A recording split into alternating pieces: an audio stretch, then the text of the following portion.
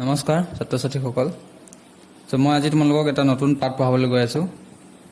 So লেসনটোৰ নাম হ'ল the sound of music ঠিক আছে তো এই লেসনটোৰ দুটা পাৰ্ট আছে পাৰ্ট 1 আৰু পাৰ্ট 2 তো আজি আমি পাৰ্ট 1 টো মই তোমালোকক পঢ়াই দিম তো এই ষ্টৰীটো এজনী সাহসী ছোৱালীৰ কথা কৈছে তাৰ বিষয়ে কোৱা হৈছে তাই জীৱনত কেনেকৈ আগবাঢ়ি গৈছিল কেনেকৈ সমস্যা কি সমস্যাৰ তাই সন্মুখীন হৈছিল আৰু সেই সকলোবোৰ সমস্যাৰ সন্মুখীন হৈও তাই নিজৰ লক্ষ্যত উপনীত হৈছিল আৰু তাইৰ লক্ষ্যটো আছিল যে তাই যেহেতু তাই মিউজিকৰ প্ৰতি খুব ইন্টাৰেষ্ট আছিল তাই মিউজিক কৰি খুব ভাল পাইছিল ঠিক আছে আৰু মিউজিকটোকে তাই নিজৰ লক্ষ্য হিচাপে লৈছিল কিন্তু তাইৰ কাৰণে এটা বহুত ডাঙৰ এটা চ্যালেঞ্জ আছিল সেই চ্যালেঞ্জটো আছিল যে তাই শুনা নাপায় কাণেৰে তাই শুনা নাপায় তো তেনেকুৱা এজনী ছোৱালীয়ে মিউজিকটোক নিজৰ কেৰিয়াৰ হিচাপে ল'বলৈ গৈ আছে তো সেইকাৰণে তাই বহুতো সমস্যাৰ সন্মুখীন হৈছিল য'ত এভলিন গ্লেনি ছোৱালীজনীৰ নাম আছিল এভলিন গ্লেনি ঠিক আছে তো Evelyn Glennie listens to sound without hearing it তো ইয়াত কি বুলি কৈছে Evelyn Glennie listens to sound without hearing it তাই কাণেৰে শুনা যেহেতু নেপায় তথাপিও তাই কি কৰে মিউজিকটো তাই শুনিবলৈ চেষ্টা কৰে এতিয়া তাই কেনেকৈ সেই মিউজিকটো আহৰণ কৰে বা আয়ত্ত কৰে তো ষ্টৰীটো পঢ়িলে গম পাবা তো প্ৰথমে আমি এইটো চাওঁ before you read God may have taken her hearing but he has given her back something extraordinary what we hear she feels far more deeply than any of us that is why she expresses music so beautifully তো ইয়াত কৈছে যে God may have taken her hearing ভগৱানে কি কৰিছে তাই যি কাণেৰে শুনা পোৱাৰ শক্তিটো তাইক তাৰ পৰা কাঢ়ি লৈ গৈছে but he has given her back something extraordinary কিন্তু তাইক কি দিছে এটা এক্সট্ৰাঅৰ্ডিনাৰী পাৱাৰ তাইক দিছে যদিও তাই কাণেৰে শুনা নাপায় কিন্তু তাইক কি দিছে ভগৱানে কিছুমান এক্সট্ৰাঅৰ্ডিনাৰী পাৱাৰ দিছে তাইক so what we hear she feels so আমি যি শুনো তাই কি কৰে যেহেতু তাই শুনা নাপায় তাই কি কৰে ফিল কৰে অনুভৱ কৰে so what we hear she feels far more deeply than any of us মানে সাধাৰণ মানুহতকৈ তাই খুব গভীৰভাৱে কি কৰে অনুভৱ কৰে বা ফিল কৰিব পাৰে আমি যেনেকৈ ফিল কৰোঁ আমাতকৈ গভীৰভাৱে ডিপলি দেন এনি অফ আছ মানে আমাতকৈ গভীৰভাৱে তাই কি কৰে অনুভৱ কৰিব পাৰে that is why she expresses music so beautifully আৰু সেই কাৰণে তাই কি কৰে মিউজিকটো খুব সুন্দৰভাৱে এক্সপ্ৰেছ কৰিব পাৰে বা ফিল কৰিব পাৰে অৰ্থাৎ বুজিও পায় তাই ঠিক আছে তো এনেকুৱা এজনী ছোৱালীৰ কথা কোৱা হৈছে সো মই তোমালোকক লাইন বাই লাইন পঢ়াই নাযাওঁ বাৰু মেইন হেৰিকেইটা পঢ়াই দিম গোটেই ষ্টৰীটো সাৰাংশটো তোমালোকক মই কৈ দিম সো এভলিন গ্লেনিৰ বয়স আছিল 17 ইয়াৰ্ছ তাইৰ বয়স হৈছিল 17 ইয়াৰ্ছ 17 বছৰ আছিল সেই সময়ত it was her first day at the prestigious royal academy of music in London তো মই কৈছিলোঁ তোমালোকক যিহেতু তাই মিউজিক খুব ভাল পায় আৰু তাই মিউজিকটো নিজৰ কেৰিয়াৰ হিচাপে ল'বলৈ বিচাৰিছিল সেইকাৰণে তাই কি কৰিছে prestigious royal academy of music in London তাত সেইদিনা তাই পাৰফৰ্ম কৰিবলৈ গৈ আছে প্ৰথম দিনা it was her first day at the prestigious royal academy of music in London তো লণ্ডনত এটা খুব ডাঙৰ আৰু ফেমাছ কি আছিলে এটা একাডেমি আছে মিউজিকৰ তাত তাই কি কৰিছে প্ৰথম দিন সেই একাডেমিখনত but this aspiring musician faced a bigger challenge than most কিন্তু তাইৰ কাৰণে কি কৰিছিল সেই জাৰ্ণিটো কি আছিল এটা চেলেঞ্জ আছিল কিয় বিকজ শ্বি ৱাজ প্ৰফাউণ্ডলি ডিফ কাৰণ তাই কি হয় শুনা নাপাইছিল কাণেৰে শুনা নাপায় ডিফ মানে হ'ল কাণেৰে শুনা নোপোৱা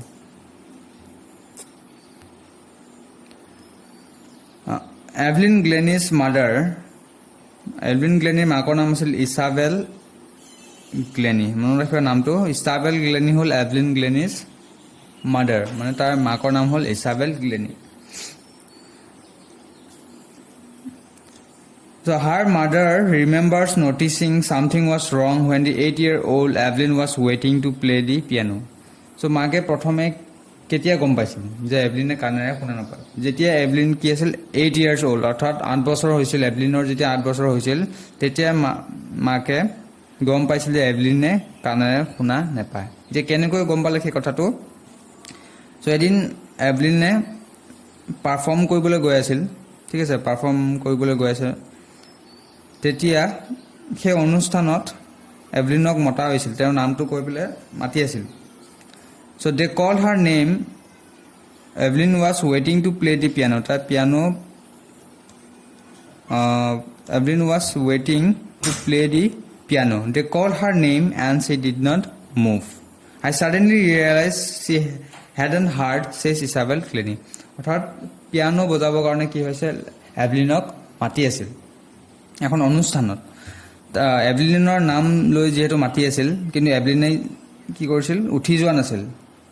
তাই বহি আছিল আৰু তেতিয়াই মাকে অনুভৱ কৰিছিল যে নিশ্চয় এভলিনৰ কিবা এটা প্ৰব্লেম আছে তাই হয়তো শুনা নাপায় আৰু সেই কাৰণে তাই উঠি যোৱা নাছিল সো সেইদিনাই কি কৰিছিল এভলিনৰ মাকে গম পাইছিল যে এভলিনৰ হিয়াৰিং প্ৰব্লেম আছে অৰ্থাৎ তাই কাণেৰে শুনা নাপায় But by the time she was 11, যেতিয়া তাই 11 বছৰ হ'ল, her marks had deteriorated and her headmistress urged her parents to take her to a specialist. So 11 বছৰ যেতিয়া হ'ল তাই লাহে লাহে তাই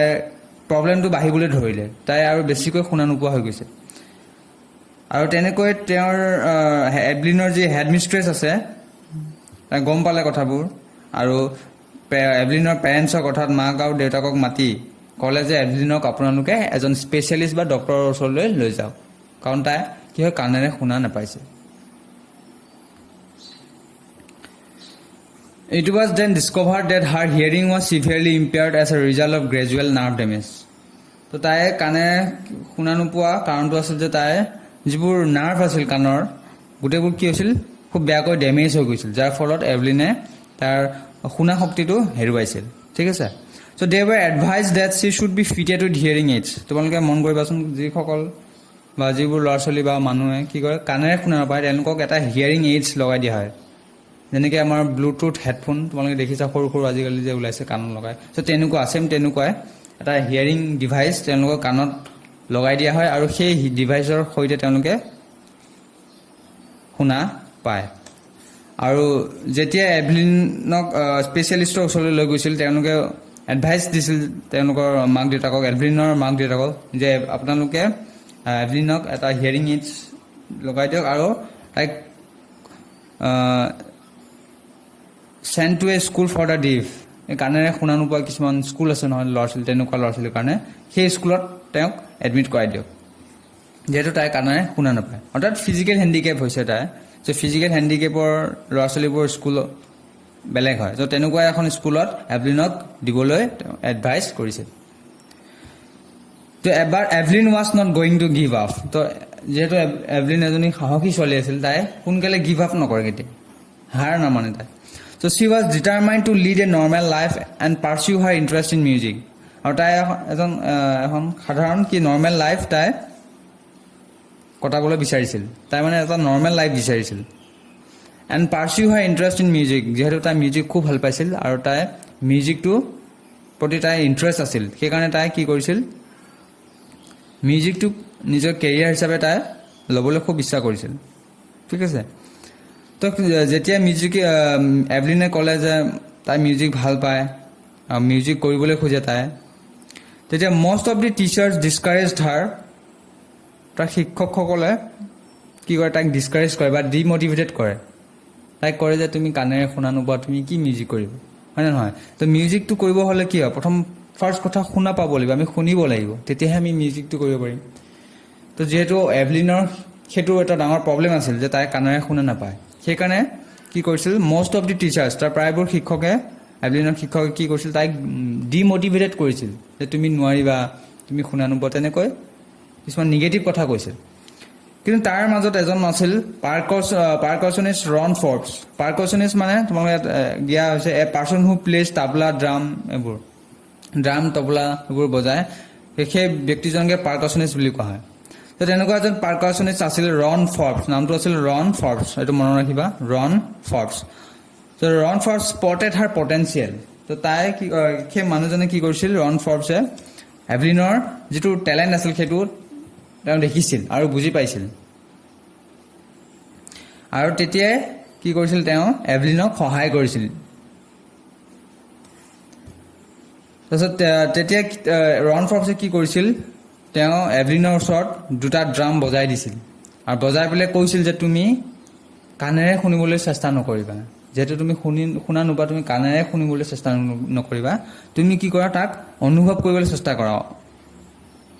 এনে লিখিছে চোৱা, don't listen through your ears, try to sense it some other ৱে। তুমি অন্য ধৰণে শুনিবলৈ বা বুজিবলৈ চেষ্টা কৰা, তুমি কাণেৰে শুনিবলৈ চেষ্টা নকৰিবা, তুমি তাক কি কৰিছে, ফিল কৰা, তাক ফিল কৰিব দিছে। আৰু তেনেকৈ কৰিলে এভলিনে, ফিল কৰিবলৈ, অনুভৱ কৰিবলৈ ধৰিলে। মিউজিকটো কৰিলে বা ড্ৰাম এটা বজালে যিটো ভাইব্ৰেশ্যন হয়, সেই ভাইব্ৰেশ্যনটো কি কৰিছে, এভলিনে অনুভৱ কৰিবলৈ ধৰিলে লাহে লাহে। আৰু তেনেকৈ তেওঁ কি হৈছে, মিউজিকৰ প্ৰতি আৰু ইণ্টাৰেষ্ট আৰু বাঢ়িবলৈ তেওঁ ধৰিছে। So' by the time she was 16, যেতিয়া তাই 16 বছৰ হ'ল, she had decided to make music her life. তাই ডিচাইড কৰিলে যে মিউজিকটোৱে তাই কি কৰিব, মিউজিকটোৱে তাই কৰিব, নিজৰ লাইফ হিচাপে তাই মিউজিকটো বাছি লৈছে। কেতিয়া লৈছে, এট দ্য এজ অফ 16, 16 বছৰ যেতিয়া হ'ল, তাই গম পালে যে নাই, মই মিউজিকটোৱে কৰিম আৰু। চ' সেইটোৱে তাৰ কি হয়, এটা গ'ল, তাৰ এইম হয় music. She audition for the royal academy of music. তাই কি কৰিলে, অডিশ্যন দিবলৈ গ'ল। ক'ত গৈছে, ৰয়েল একাডেমি অফ মিউজিক, সেইটো লণ্ডনত আছে। আৰু তাত তাই অডিশ্যন দিবলৈ গ'ল। তোমালোকক প্ৰথমতে পাইছিলা যে তাই পাৰফৰ্ম কৰিবলৈ গৈ আছিল ক'ত, royal academy of music in London, ঠিক আছে। তো যেতিয়া তাই সেই একাডেমিখনত অডিশ্যন দিবলৈ গ'ল, তাই কি কৰিলে, scored one of the highest marks in the history of the academy. তাই ইতিহাস ৰচিলে। তাই ইমানেই ভাল পাৰফৰ্ম কৰিলে যে সেই একাডেমিখনত আজিলৈকে কোনেও তেনেকুৱা হায়েষ্ট মাৰ্ক পোৱা নাই। সেই হায়েষ্ট মাৰ্কটো কোনে পাইছিল, এভলিন গ্লেনি। তো এজনী কাণেৰে শুনা নোপোৱা ছোৱালীয়ে কি কৰিছে, ইতিহাস ৰচিছিল সেই একাডেমিটোত। তাৰ হায়েষ্ট মাৰ্ক তাই স্ক'ৰ কৰিছিল। She gradually move from orchestral work to solo' performance. লাহে লাহে তাই কি কৰিছে, আগবাঢ়ি গ'ল। তেনেকৈ তাই চ'ল' পাৰফৰ্মেঞ্চ দিবলৈ আৰম্ভ কৰিলে, মানে অকলে তাই পাৰফৰ্ম কৰিবলৈ আৰম্ভ কৰিলে, ঠিক আছে। এভলিনে মিউজিকৰ বিষয়ে কি কৈছিল চোৱা, মিউজিক তাই কেনেকৈ অনুভৱ কৰে, কেনেকৈ ফিল কৰে, এই পেৰেগ্ৰাফটোত দিয়া হৈছে চোৱা। As for music she explains, it pours in through every part of my body. So' মিউজিকটো কি হয়, তাৰ শৰীৰৰ প্ৰতিটো অংগতে তাই কি হয়, সেই মিউজিকটো অনুভৱ কৰে। ইট টিংগলছ ইন দ্য স্কিন, মাই চিক bones and even in my hair. চুলিৰ পৰা আদি কৰি, ছালৰ পৰা আদি কৰি সকলোতে তাই কি কৰে, মিউজিকটো অনুভৱ কৰে, ফিল কৰে। When she plays the xylophone, xylophone মানে এইটো দেখিছা, ষ্টিক লৈ যেনেকৈ বজায়, সেইটো হ'ল xylophone. She can sense the sound passing up the stick into her fingertips. তোমালোকে দেখিছা ষ্টিক লৈ বজাই আছে জাইলোফোনটো। তো যেতিয়া তাই জাইলোফোন বজায়, এই ষ্টিকেৰে তাই কি কৰে, মিউজিকটো অনুভৱ কৰে, তাৰ ভাইব্ৰেশ্যনটো তাই অনুভৱ কৰে। Stick into her finger tips, তো সেই ষ্টিকেৰে ভাইব্ৰেশ্যনটো তাই আঙুলিৰ মাধ্যমেৰে তাই গোটেই শৰীৰত কি কৰে, অনুভৱ কৰে, ফিল কৰে। By leaning against the drums she can feel the resonance flowing into her body. Drum বজালেও ঠিক তেনেকৈ তাই নিজৰ শৰীৰত সেই ভাইব্ৰেশ্যনটো তাই অনুভৱ কৰে। On a wooden platform she removes her শ্বুজ so' that the vibrations pass through her bare feet and up her legs. তাই যেতিয়া পাৰফৰ্ম কৰিবলৈ যায় ক'ৰবাত, উডেন ফ্ল'ৰত তাই কি কৰে, খালী ভৰিৰে যায়, যাতে কি হয়, তাই যেতিয়া ড্ৰাম বা পাৰফৰ্ম কৰিব, সেই মিউজিকৰ যিটো ভাইব্ৰেশ্যন হয়, সেইটো তাই ভৰিৰ তলেদি গোটেই ওপৰলৈ গোটেই শৰীৰত তাই বিয়পি পৰে। তাৰমানে তাই সেই ভাইব্ৰেশ্যনটো অনুভৱ কৰিবৰ কাৰণে তাই কি কৰে, খালী ভৰিৰে পাৰফৰ্ম কৰে। So' on a wooden platform she removes her শ্বুজ so' that the vibrations pass to her bare feet, অৰ্থাৎ খালী ভৰি এণ্ড আপ হাৰ লেগছ, ওপৰেদি ভাইব্ৰেশ্যনটো গৈ তাই কি হয়, গোটেই শৰীৰত তাই কি কৰে, সেই কম্পন যিটো হয়, ভাইব্ৰেশ্যন হয় মিউজিকৰ, সেইটো তাই অনুভৱ কৰে। আৰু এনেকৈ তাই কি কৰে, মিউজিকটো তাই ফিল কৰে। নেক্সটটো চোৱা, in 1991 she was presented with the Royal Philharmonic Society's prestigious soloist of the year. এইটো আণ্ডাৰলাইন কৰিবা তোমালোকে শৰ্ট কুৱেশ্যন হয় এইটো এটা 1991 চনত তাই কি কৰিছিল শি was presented with the royal তাই এটা ডাঙৰ এৱাৰ্ড পাইছিল পুৰস্কাৰ পাইছিল সেইটো কি হয় Royal Philharmonic Society's prestigious soloist of the year award soloist মানে তাই অকলে পাৰফৰ্ম কৰিছিল যে সেইটোকে কয় ছ'ল' মানে অকলশৰীয়া ছ'ল'ইষ্ট অফ দি ইয়াৰ এৱাৰ্ড সেই এৱাৰ্ডটো তাই 1991 চনত পাইছিল মাষ্টাৰ পাৰ্কচনিষ্ট জেমছ ব্লেড চেজ তো এজন পাৰ্কচনিষ্ট আছে মাষ্টাৰ আছে মিউজিকৰ এজন ডাঙৰ গুৰু আছিল জেমছ ব্লেডছ তেওঁ এভলিনৰ বিষয়ে এষাৰ কথা কৈছিল সেই কথাষাৰ প্ৰথম লেচনৰ প্ৰথম আৰম্ভণিতে দিয়া হৈছিল তোমালোকে দেখিছিলা বিফৰ ইউ ৰিড তো তাতে দিয়া হৈছে চোৱা god May have taken her hearing যে ভগৱানে তেওঁ শুনা শক্তিটো লৈ গৈছিল কিন্তু তাৰ পৰিৱৰ্তে কি দিছিল but he has given her back something extraordinary কিবা এটা এক্সট্ৰা অৰ্ডিনেৰী দিছিল তাইক এনেকুৱা এটা শক্তি দিছিল যিটো সাধাৰণ মানুহৰ নাছিল যিহেতু তাই কাণেৰে শুনা পোৱা নাছিল ঠিক আছে তো what we hear she feels তো আমি যি শুনো তাই কি কৰে সেইটো ফিল কৰে অৰ্থাৎ অনুভৱ কৰে আৰু ফাৰ মোৰ ডিপলি দেন এনি অফ আছ মানে আমাতকৈ তাই আৰু গভীৰভাৱে অনুভৱ কৰে that is why she expresses music so' beautifully আৰু সেইকাৰণে তাই মিউজিকটো খুব সুন্দৰভাৱে এক্সপ্ৰেছ কৰিব খুব সুন্দৰভাৱে বুজি পাইছিল তাই মানে বেলেগতকৈ তাই খুব ভালভাৱে গভীৰভাৱে তাই মিউজিকটো অনুভৱ কৰিছিল আৰু বুজি পাইছিল ঠিক আছে apart from the regular concerts Evelyn also gives free concerts in prisons and hospitals so লাহে লাহে কি হয় এভলিন তাই ফেমাছ হ'বলৈ ধৰিলে তাই বিখ্যাত হ'বলৈ ধৰিলে তাই তেনেকৈ বহুত এৱাৰ্ড তাই জিকিল বহুত পাৰফৰ্ম কৰিল তাই তেনেকৈ তাই কি হ'ল লাহে লাহে ভাল মিউজিচিয়ান হ'বলৈ মানে লাহে লাহে হৈছেগৈ আৰু So apart from the regular concert, তাই সদায় ৰেগুলাৰ কনচাৰ্টবোৰ কৰে ঠিক আছে Evelyn also' gives free concerts in prisons and hospitals এতিয়া তাই কি কৰিছে ফ্ৰীতে পাৰফৰ্ম কৰে তাই ক'ত কৰে প্ৰিজন এণ্ড হস্পিটেল যিবোৰ জেইল আছিল বা হস্পিটেল আছে তাত তাই কি হয় ফ্ৰীতে পাৰফৰ্ম কৰে she also' gives high priority to classes for young musicians নতুনকৈ উঠি অহা যিবোৰ মিউজিচিয়ান আছে যুৱ প্ৰজন্মক তেওঁলোকক কি কৰে তাই কি খুব ইম্পৰ্টেঞ্চ দিয়া হৈছে তাই ইম্পৰ্টেঞ্চ দিয়ে আৰু তেওঁলোকৰ কাৰণে কি হয় এভলিনে পাৰফৰ্ম কৰে she also' gives high priority to classes for young musicians ঠিক আছে she is a shining inspiration for deaf children তো তাই নিচিনা যিসকল কাণেৰে শুনা নোপোৱা বা তেনেকুৱা ফিজিকেল হেণ্ডিকেপ ল'ৰা ছোৱালী আছে চ' সেইবোৰ ল'ৰা ছোৱালীৰ কাৰণে এভলিন কি হয় এজন ইনস্পিৰেশ্যন হৈ গৈছিল অৰ্থাৎ আদৰ্শ হৈ পৰিছিল চ' এভলিন কি হয় এভলিনক আদৰ্শ হিচাপে লৈছিল কোনে লৈছিল ডিফ চিলড্ৰেন যিবোৰ ফিজিকেল হেণ্ডিকেপ ল'ৰা ছোৱালী আছিল যেহেতু এভলিন এগৰাকী কি আছিল ফিজিকেলি হেণ্ডিকেপ আছিল সেইকাৰণে তাই নিচিনা কিছুমান বহুতো ল'ৰা ছোৱালী আছে চ' সেই ল'ৰা ছোৱালীসকলে কি কৰিছিল তাইক আদৰ্শ হিচাপে লৈছিল she has given inspiration to those who are handicapped people who look to her and say if she can do it I can too যিহেতু আদৰ্শ হিচাপে লৈছিল এভলিনক তো তেনেকুৱা কিছুমান ল'ৰা ছোৱালীবোৰে কি কৰে নিজকে কৈছিল যে if she can do it I can মানে যদি এভলিনে পাৰে যে আমি কিয় নোৱাৰিম আমিও পাৰিম হয় নে নহয় তো তেনেকুৱা এটা মনোভাৱ তেওঁলোকৰ মনলৈ আহিছিল আৰু কাক দেখি আহিছিল এভলিন গ্লেনি যিহেতু তাইও কি আছিল ফিজিকেলি হেণ্ডিকেপ আছিল তো এইটোৱে আছিল ষ্টৰিটো তোমালোকে বুজি পাইছা যে ষ্টৰিটোত এভলিন গ্লেনি নামৰ যিজনী ছোৱালী আছিল তাই ফিজিকেলি হেণ্ডিকেপ অৰ্থাৎ কাণেৰে শুনা নাপায় তথাপিও তাই কি কৰিছিল মিউজিকৰ প্ৰতি তাই খুব ইণ্টাৰেষ্ট আছিল আৰু সেই ইণ্টাৰেষ্টটো দেখি ৰন ফৰ্বছ নামৰ যিজন পাৰ্কাচনিষ্ট আছিল তেওঁ আগবাঢ়ি আহিছিল এভলিনক সহায় কৰিবলৈ কাৰণ বাকীসকলেতো তাইক ডিমটিভেটেড কৰিছিল কিন্তু সেই ব্যক্তিজনে তাৰ টেলেণ্টটো বুজি পাইছিল আৰু তাইক সহায় কৰিছিল আৰু তেনেকৈ এভলিন লাহে লাহে আগবাঢ়ি গ'ল তাই বহুত ডাঙৰ ডাঙৰ এৱাৰ্ডো পাইছিল তাৰপিছত royal academy of music in London তাততো তাই হায়েষ্ট মাৰ্ক স্ক'ৰ কৰিছিল তাই হিষ্ট্ৰী ক্ৰিয়েট কৰিছিল হয় নে নহয় লাহে লাহে তাই আগবাঢ়িবলৈ ধৰিলে ডাঙৰ হৈ গ'ল তাই পাৰফৰ্মেঞ্চ কৰিবলৈ গ'ল আৰু তাই ফ্ৰীটো কিছুমান পাৰফৰ্ম কৰিবলৈ আৰম্ভ কৰিল তেনেকৈ লাহে লাহে কি হ'ল তাই বহুত ডাঙৰ এজন মিউজিচিয়ান হ'লগৈ আৰু তাই কি হয় যিসকল ফিজিকেল হেণ্ডিকেপ ল'ৰা ছোৱালী আছিল তাইৰ কাৰণে এভলিন তেওঁলোকৰ কাৰণে কি হৈছিল এটা ইনস্পিৰেশ্যন হৈ পৰিছিল অৰ্থাৎ আদৰ্শ ব্যক্তি হিচাপে সেই ল'ৰা ছোৱালীসকলে এভলিনক লৈছিল তো এইটোৱে আছিল আমাৰ পাৰ্ট 1 টো দ্য সাউন্ড অফ মিউজিক খুব সুন্দৰ